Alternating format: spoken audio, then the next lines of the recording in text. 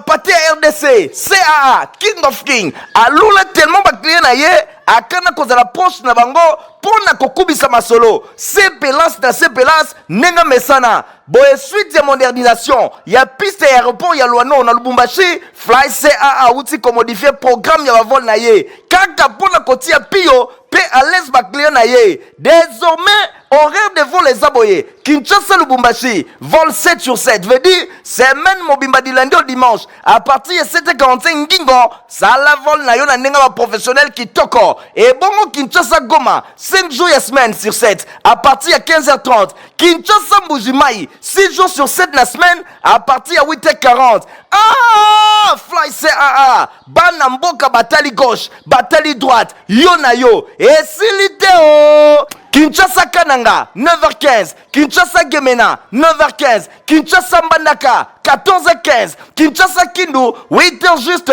Pe Kinshasa Kisangani, 9h juste. Bon, si Mbappé Boebake depuis 1992, 32 ans le long pour de service à peuple, c'est à lundi sa régularité, ponctualité, sécurité, baki sa confort. Pona bavol nyoso totangi boko zoyango na bavion na ye ampifo Airbus A320 pe Airbus A330 nzambe ya bilengi Congo mobimba si bandima yo bisengo ya Fly CAA. Mardi, et là, on a bino merci pour oser bébé sur la télévision, on a bino pour la info, lingala journal, il y a peuple la peuple merci, na fidélité peu de confiance pour continuer à cause de la nango, na journal, na bino to fongo la journal pour nous que le chef de l'État Félix Antoine Tshisekedi Tshilombo a participé qui lundi 20 mai pour na par visioconférence à partir il y a bureau na ya Mosala pour la cité à Union africaine na sommet extraordinaire ya SADC pour na etali catastrophe naturelle en Afrique. Héritier m'a pas détail. Chef de l'État, Félix Antoine Tshisekedi Tshilombo a participé qui lundi na visioconférence à partir de bureau na ye na cité ya Union africaine na sommet extraordinaire ya communauté ya développement ya Afrique australe SADC na mokuse oyo ezali kolobela ba catastrophe naturelle na Afrique. Boye ezali bongo phénomène El Niño ezali bongo cycle ya réchauffement pe ya refroidissement oyo ezali kosalema le long ya équateur na océan Pacifique. Yango ezali ko entraîner augmentation ya ba température na surface ya mer na Pacifique oyo ezali ko réchauffer atmosphère likolo. Ce phénomène climatique oyo ezali ko affecté 65 millions d'habitants ya sous-région ya SADC, 16 pays, 400 000 personnes mobimba na République démocratique du Congo. Boye yango appelle na soutien humanitaire na région ya SADC, ya 5 millions de dollars. Yango ezali lancé et pas ya président en exercice ya SADC. Angolais Joao Lorenzo et l'ongo na partenaire potentiel nyonso pour na ko faire face na sinistre oyo ya El Niño. Sommet ya ba chef d'état ya ba gouvernement et ezali ko salema na sima tentative ya déstabilisation ya ba institution na République démocratique du Congo. Na communiqué final na ye SADC a condamné tentative où il y a déstabilisation de l'institution, il y a République démocratique du Congo dimanche 19 mai 2024, dans groupe moko ba terroristes nationaux pe ba étrangers, pe bazali ko réaffirmer opposition catégorique na bango na changement nyonso anti-constitutionnel ya gouvernement. Boye na sima ba talisi solidarité na bango na peuple congolais pe ba talisi engagement ya ko appuyer activement ba effort nyonso ya ba autorité ya République démocratique du Congo pour na ko sauvegarder intégrité territoriale pe souveraineté ndenge pe ko assurer sécurité ya population. Kaka na ngambo ya président de la République Félix Antoine Tshisekedi Tshilombo baki ya yambaki kaka mukolo même le lundi 20 mai kuna na cité ya Union africaine secrétaire général ya UDPS honorable Augustin Kabuya oyo ayaki ko déposer rapport ya présidium pour na o etali mise en place ya bureau définitif ya Assemblée nationale ba détail ya élément oyo bokola na yango na journal na biso ya mokolo ya lobi na masomo subaki après coup d'état manqué mokolo ya dimanche pa wapi bureau ya chef de l'état ezalaki attaqué ba réaction ya ndenge na ndenge eza koloba mambisika na bisika bolanda résumé oyo elongo na héritier Mapindemi. Ba réaction ezali kouta bisika na bisika na sima ya coup d'état manqué ya le 19 mai 2024 na République démocratique du Congo mingi penza na ville ya Kinshasa et pa wapi bureau ya chef de l'état na palais de la nation ezalaki bongo attaqué et pa ya groupe boko bautaki esika et yebanité pe bakambamaki na un certain Christian Malanga kati na bango ba étranger pe ba nationaux ebele bazalaki na kati kasi ba élément ya garde républicaine ba maîtrisaki bango na tina wana ba réaction e wuti bisika na bisika na ngambu ya SADC na mini sommet extraordinaire et pa wapi chef de l'État Félix Antoine Tshisekedi Tshilombo a participé qui na visioconférence bango ba condamné changement nyonso antidémocratique il y a institution na République démocratique du Congo ba condamné tentative nyonso ya coup de force wana ezali SADC na ngambu pe ya ba diplomate nyonso bazali kotelemela comportement oyo na ngambu ya Senko conférence épiscopale nationale du Congo bango balobi bazali indigné na tentative oyo boye eloko moko te koki ko engager église catholique pambate oyo azali kosala asali à titre personnel boye ba réaction etambola ki même na ngambu ya ba homme politique na ngambu ya opposition lamuka bango pe batelemi kasi ba condamné tentative nyonso ya coup d'état malgré ça bazali pe komitu na ba question ya ndenge na ndenge par rapport ya eloko oyo esalemi pona bango bamoni ke sécurité ezali vraiment makasité et sengeli ko assurer sécurité soki bureau ya chef de l'état ekoki kozala attaquer facilement bongo boni bisika mosusu bato oyo bazali kaka ba simple personnalité bakoki kozala protéger ndenge nini na tina wana ba condamnation e wuti bisika na bisika kasi bato ebele bazali kosenga ba enquête moko indépendante tope international eye bana kosalema pona ko déterminer banani oyo bazali à la base ya situation oyo ba auteur pe bato nyonso bazali na complicité na ba kangama ki tope na ba oyo bazala ki maîtriser na tina wana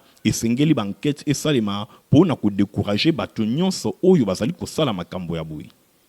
Président du bureau d'âge ya Sénat Pascal Kindwelo ayambaki mokolo mardi 21 mai kuna na cabinet ya mosala ba sénateur ya province ya Tanganyika obayaki kolobela inondation ya province na bango. Christian Kengebeni ba détail. Ba sénateur ya province ya Tanganyika bayaki epai ya président ya bureau d'âge ya chambre haute ya parlement Pascal Kindwelo bango bayaki kopeta masolo elongo na ye par rapport ya situation ezali koleka na province na bango kasi liboso balobela ki bongo initiative ya renforcement ya ba capacité oyo bango bazwi en tant que ba élu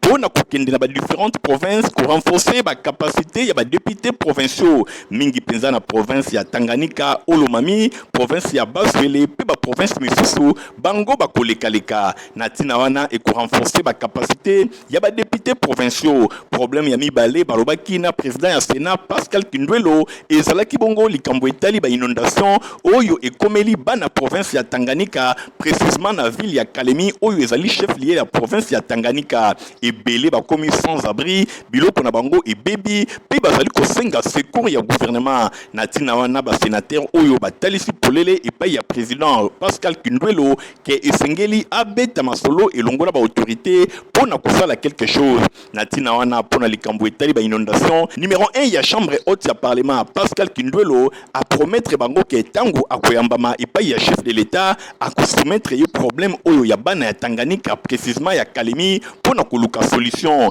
na tina wana pona likambo etali mosala bakosala pona ba renforcement ba capacité ya ba députés provinciaux wana Pascal Kindwelo alobi tango akobeta masolo na secrétaire général ya Sénat bakoyeba ndenge nini bakoki autoriser ba sénateur oyo ya Tanganyika bazwi initiative ya kotambola ba province pona kosala mosala bango masolo ebetamaki kitoko ba sénateur ya Tanganyika basepeli ndenge bayokami epai ya président ya Sénat Pascal Kindwelo enfin que ba solution eyebana kozwama na likambo etali inondation na Kalemi pe pona likambo etali mosala bakosala pona ba renforcement ba capacité ya ba députés provinciaux.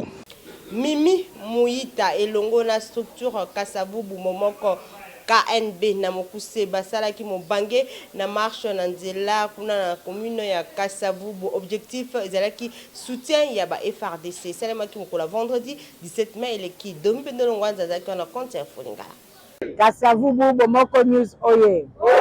Promise chose due. Ndenge kaka zalaka fidèle na maloba na ye, la femme forte, l'infatigable Maman Mimi Muita. Bobenga ye le symbole du courage, la boss lady. Et longo na association Kasavubu bomoko news, KBN na mokuse, bazalaki le 17 mai le kinanzela. L'objectif c'est moko soutien na bamampinga ya ekolo ya République démocratique du Congo. oyo babundelaka ekolo nyonso bandaki awa na rond-point Kimpwanza na Kasavubu. Sur place tomonaki présence ya moko ba élus provinciaux ya commune na Kasavubu honorable Kongolo, quelques candidates pe candidats ya Kasavubu na ba élection eleki bango nyonso bazalaki pembeni ya mama Mimi, l'incontournable, le symbole du courage pour na accompagner ye honorable Kongolo. Que va comprendre que bitumba oyo eza na S eza likambo ya chef de l'état ya moko te, moins encore eza likambo ya gouvernement central te, eza likambo ya bakongolais nyonso. Ekosenga biso bakongolais nyonso totelema tolakisa ke FARDC oyo baza na S oyo baza kobunda biso nyonso bakongolais toza nsima na bango. Kolongwa wana bakitaki rond-point Victoire, Prince Kasavubu, baleki rond-point Force, et bongo tengo bakomaki na centre d'accueil ya bakimangiste, Mimi Muyita afukamaki ndenge bozali komona, pe abondelaki mpona kosenga na nzambe ya mpungu tulendo, abunda penepene ya ba FRDC balongaka kaka, bakobaki na sayo, triomphal, palais du peuple, wape pai basalaki message na bango, en faveur ya ba FRDC, sima bakobaki na avenue de l'enseignement, ti e yala na résidence familiale ya Boss Lady wape pa yezalaki nde sadaka ya kosakana te kolie komela la Boss Lady Mimi Muyita alelisaki lokole Demoni bote lati de moko nize le symbole ya papa Kasavubu ezali parce que commune na biso bapesa yango kombo ya Kasavubu le premier président ya mboka na biso tant tozwi indépendance yango na biso tozalaka na bomoko Kasavubu bomoko nize elongo na bapromese citoyen nyonso te ya ye nde todeside kosala marche oyo mpona kosoutenir d'abord FARDC na biso na ndenge litumba ezoleka kuna na est biso soki tozomona babombe ezokosila koteya te biso tozomona makasi ya mikonzi ya mboka ndenge azosala diplomasi mpe aleli te mais sikoyo tokomi na bagouvernement ya sika mama na biso silile loko ezoyoka biso mama bana na yo ya Kasavubu bomoko nyonso bamama na yo ya Kasavubu bomoko nyonso tosengi yo boye bawamezi wana tolebi bango bomikela biso période d'attente tokende kobotana na bango makofi biso moko basivile na bango basivile na bango libali na biso bomoko Kasavubu bomoko nyonso bamima na barwandais babotana na bango makofi ebongo sikoyo tokotala nani moto akoganye oyo akoganye atikali na est mais lokola bino boyebi ke toza 100 000 millions d'habitants nayebi te soki barwandais bakokobeta biso ndaki tunaosenga batikela ngai kaka 3 rwandaises donc tobotana na bango makofi. Symbole du courage, femme exceptionnelle, Mimi Muyita apesaki ce message moko bolingo entre ba natif ya Kasavubu pe soutien inconditionnel na ba mampinga ekolo ba FRDC etumba bokende se liboso boye. Complexe scolaire Maman Pomba, école ya fondation Nerombungu ba élève bazwaki formation kubanda mokolo ya jeudi 16 mai ti mokolo samedi 18 mai po wapi bazalaki ko lobela makambo etali lutte contre corruption Ladi Landu reportage. Ba élève ya complexe scolaire Mama Pemba, école ya fondation Nerombungu, oyo ezwami na quartier Bikanga, mingi penza na commune ya Kisenso, ba bénéficier qui pendant 3 jours, c'est-à-dire comme jeudi 16 mai, kino samedi 18 mai 2024, na formation moko ya kafu na oyo etali lutte contre la corruption. Formation et pesamaki et paya observatoire de la dette publique au DEP na Mokuse. Bango bayaki ko pesa bana pendant 3 jours atelier à formation pour la lutte contre la corruption. Ba salisaki ba conséquences néfastes oyo ezali ko uta na corruption mingi penza na milieu scolaire ba proposer ba voya ba changement nyonso pour na ko éradiquer pratique oyo kati na ba école. Pelisusu batalisi ba personnalité oyo bakoki kozala impliqué na chaque voie nyonso ya changement batalisi pe ba rôle ya bato oyo esengeli ba na ko jouer pour na ko telema na corruption bisika na bisika oyo yango ezali ko salema na suka ya atelier moko ya bancadrer alobaki boy ezali moko ya ba ONG na Kinshasa to na Congo. Signification nango ezali observatoire de la dette publique. Ezali mingi na maimatali misala ya leta na banyongo oyo leta zwaka epa ya bato basusu nde mosala nango yango wana kasi na bozindo odepe atali makambo ya kobundisa kanyaka to corruption na français engebene na misala miaye nde tozwaki makanisi to manaka ya kosala malakisi awa na etelo oyo tobengi Mama Pemba ezali na Kisenso. Toponaki etelo oyo pamba te na kotala enguma na biso Kisasa bitelo bizali bihike bele penza kasi totali bisika oyo eza un peu reculé mingi Kisenso eza commune moko urbano rural. En tout cas, les bossos toujours remercier mokonzi Nerombungu oyo asatakaka na makambo nyonso oyo ya mabe ekoki koleka na ekole tono na bamboka na biso. C'est comme ça que ODEP aye mpona kopesa bana formation contre la corruption. Nangambu na bango pe coordonnateur ya complexe scolaire Mama Pemba azanga kite kotalisa esengo na ye par rapport ya atelier ya formation oyo ODEP apesi et pas ya ba élève ya complexe scolaire Mama Pemba. Victor Bosoku et Kaka Elongo na label na ABC Suite Hotel au examen na commune ya Lemba ba produiseur qui artiste musicien Ivator Piana vendredi 17 mai Boyebake Charme ezalaki au rendez-vous Michael Brice Toto azalaki na compte ya Fulingala.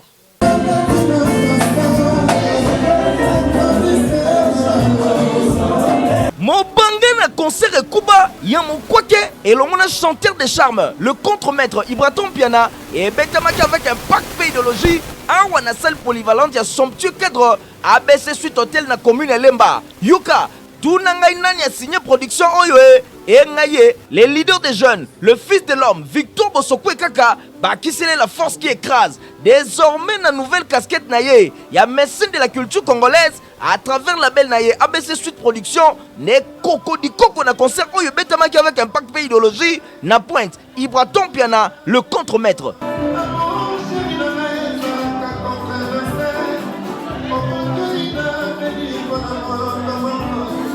Bondi melangai que son, lumière et ambiance et ezalaki au rendez-vous awana ABC Suite Hotel, véritable joyeux ya Banamboka, artiste Ibraton Piana, atalisi satisfaction na ye. Déjà un grand merci pour la label ya munene et bandi koskoko et vrai biso awana Lemba, lo batongeli biso et en premier ba commune tinga eza gloire, eza grâce ndenge baloba bakati baloba. Donc merci na ABC Production. Message na boss Victor Bosoku, lelo aza mécène hein, politique té aza mécène. Lelo pena mécène pour yazara toujours là pour na propulser culture na biso. Merci, grand merci na yé ba maton no ga ebele. Merci Belé pour en sélection. Yé moko na tourna yé le mécène de la culture congolaise. Oye komatisango likolo, Victor Bosoku et Kaka, l'homme du Saint-Esprit, a invité l'artiste Misusu, ya Kaka déjà co-signé ba contrat de production na bango. Tozo benga pe ba Misusu ba rejoindre biso ndenge Ibraton azali pour na ba co-signer ba contrat na bango na ba différentes séries à production oyo ABC label na biso ABC eza organisé.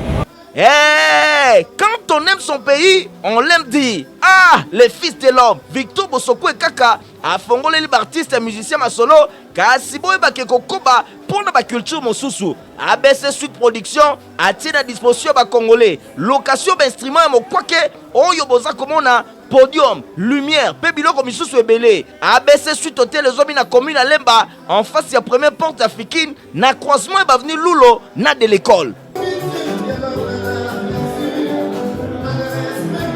Tozonga na mukema solo ya complexe scolaire Mama Pemba école ya fondation Nerombungu baba ki bango ba fongola ka chaque semaine na mabonde lipe culte moko akafuka posani makakuna ladilandu azaki na compte Fulingala. Si ndenge kaka ezalaka lokola mumesano na complexe scolaire Mama Pemba école ya fondation Nerombungu oyo esangisaka ba élèves ba personnel pe administratif nyonso ya complexe scolaire Mama Pemba izwami na quartier Bikanga na commune ya Kisenso et pa wapi poste efungwa makana prière pambate initiateur ya école oyo honorable Nerombungu azali mosali na Nzambe azali évangéliste itinérant bosimba kepo na culte ya lundi 13 mai 2024 yango esimbamaki epai ya pasteur Daniel Nzita ateyaki na mokanda ya 1 Jean chapitre 4 verset 9 à 20 epai wapi ateyaki bana na Nzambe esengeli kolinga Nzambe moto nyonso azali kolinga Nzambe akoki koyina moninga na ye soki mokete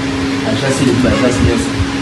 ndeko yoka lisusu oza na posa ya kokende na Japon, Chine, Turquie kaka na $500 ya pamba masolo eza carré. Natangu mukie pe na mbongo mukie na zui visa nanga donc lelo na pokwa na zo voyager donc sur le nouveau voyager nulle part ailleurs on est plus to kota marambo bokanisi esili nanu esili te yo oza na posa ya kokende na Brésil pe Mexique yaka kaka na $1000 ya pamba 3 semaines ozwi solution. Yaya agence oyo ki penza kolela nanga Light Business Travel alobi Berlin bafingi yo pe mingi okendaka epai te yaya awanga na zi solution pona makambo etali voyage bakozwanga en charge ya nyonso. Agence Light Business Travel eza mosika te eza pe esika ya kobunga te. Immeuble Oasis na avenue Kabinda numéro 200 commune ya Lingwala référence Pain Victoire. Agence Business Travel eza lumière ou eza ko éclairer ba voyage na bino awa eraktaka te okozala jamais dessus. Certains m'appellent le fléau. Narbik na biso makambo etali ba fait historique topo makambo ndenge na ndenge. Nadine Asona lelo alobeli bino commune ya Kalamu. Et créant na arrêté royal numéro Léon bar 211 bar 245 na octobre 1957 et Zabongo commune ya Kalamu et Paiwapi premier dirigeant nango et Salaki Bongo monsieur Arthur Pindi oyo a Salaki tina indépendance ya Congo belge na 1960 depuis création na yango et Salaki subdivisé na 5 cités Totangi Bongo cité ya Kauka Tonge Imo Congo Kimbangu Ipe Yolo Oyo ezali basité moko ekomaki développé après indépendance et Paiwapi na site nango tomoni bongo aéroport Yandolo pe na ba infrastructure locale à palais du peuple stade de martyrs na nord nango toza na rond-point Victoire pe stade Tata Raphaël commune ya Kalamu eza na superficie ya 6,64 km² oyo densité nango eza ya 47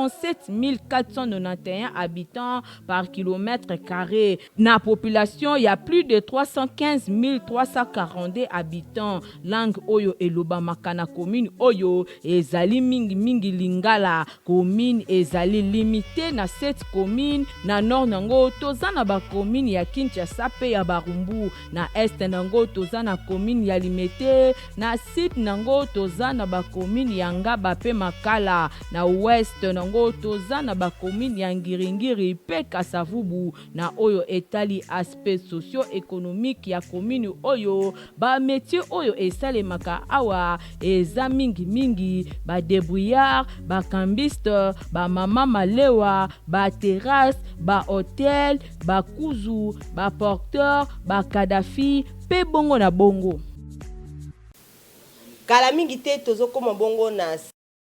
boyebake Metelsat et pesi bino communiquer na likambo oyo mijo mabasi reportage. Metelsat azali koyebisa public ya ville province ya Kinshasa que date moyenne ya debi ya saison sèche topé ya elanga ezali prévu le 28 mai 2024 na marge ya dispersion ya 7 jours. Yango elingi koloba que kasi kobanda le 28 mai kino le 3 juin 2024 ezali marge supérieure ya manifestation ya saison pe tendance o ezali prévu pour la saison sèche ezali bongo humide pe sec. Communiqué ezali signé le 16 mai 2024 et pas ya Metelsat.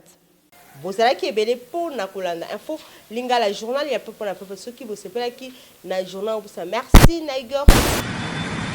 Bobenga ye mfumu ya mapate ya RDC CAA King of King alula tellement ba client na ye akana kozala poste na bango pona kokubisa masolo CPLAS na CPLAS nenga mesana boye suite ya modernisation ya piste ya aéroport ya Luano na Lubumbashi Fly CAA outi ko modifier programme ya bavol na ye kaka pona kotia pio pe à l'aise ba client na ye désormais horaire de vol les aboyés Kinshasa Lubumbashi vol 7 sur 7 veut dire semaine mobimba du lundi au dimanche à partir de 7h45 ngingo ça la vol na yo na nenga ba professionnel qui toko et bongo Kinshasa Goma 5 jours ya semaine sur 7 à partir de 15h30 Kinshasa Mbujimai 6 jours sur 7 la semaine à partir de 8h40 ah Fly CAA bana mboka batali gauche batali droite yo na yo et siliteo Kinshasa Kananga 9h15 Kinshasa Gemena 9h15 Kinshasa Mbandaka 14h15 Kinshasa Kindu 8h juste